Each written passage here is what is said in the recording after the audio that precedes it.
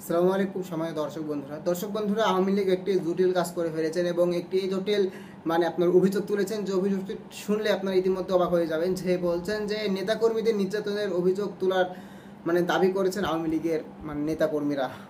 যদি আসলে হাস্যকর, তারা এতদিন যে অত্যাচার করেছেন সেই অত্যাচারটি আসলে কী ছিল তাহলে। তো আসলে এ বিষয়ে কি বলা হচ্ছে যে নেতাকর্মীদের নির্যাতনের অভিযোগ তুলে বিচার দাবি করেছেন আওয়ামী লীগের নেতাকর্মীরা। তো বিষয়ে কি বলছেন আমরা আসলে এটা নিয়ে একটু বিস্তারিত আলোচনা করি, এবং মূল ভিডিওতে যাওয়ার আগে আপনাদের কাছে একটি ছোট্ট রিকোয়েস্ট থাকবে, যারা ইউটিউব থেকে দেখছেন তারা অবশ্যই আমাদের চ্যানেলটি সাবস্ক্রাইব করে দিয়ে পাশে থাকা বেল আইকনটি বাজিয়ে দিবেন। দলের নেতাকর্মীদের নির্যাতন করার অভিযোগ তুলে বিচারের দাবি করেছেন আওয়ামী লীগ।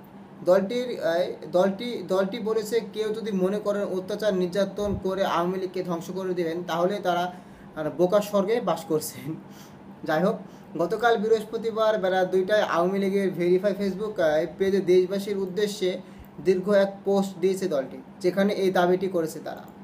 এই পোস্টে আওয়ামী লীগ অভিযোগ করেছে, ছাত্রদের আন্দোলনের কোটার জন্য ছিল না, এর পিছনে ছিল ক্ষমতা দখলের দেশীয় আন্তর্জাতিক একটি ষড়যন্ত্র।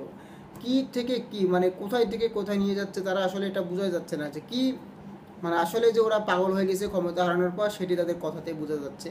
যে কোটা আন্দোলন বলে এটা ছিল না, এটা নাকি ছিল যে আপনার বলছে যে ক্ষমতা দখলের দেশীয় ক্ষমতা ও আন্তর্জাতিক এবং ষড়যন্ত্র ছিল আর কি, ষড়যন্ত্র করে নাকি শেখ হাসিনাকে পতন করা হয়েছে।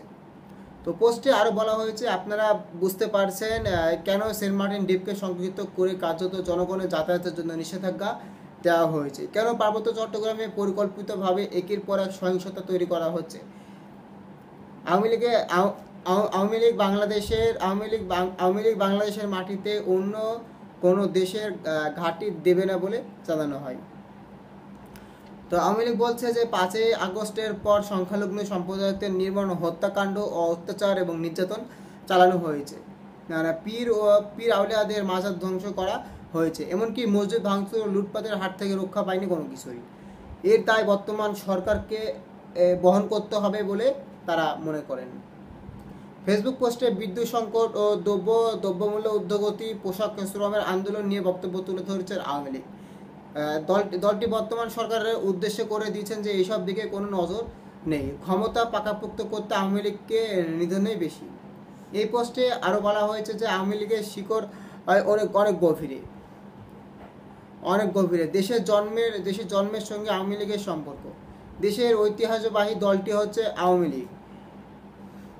দেশের অসমাপ্ত উন্নয়নের কাজ এগিয়ে যাবে তারা।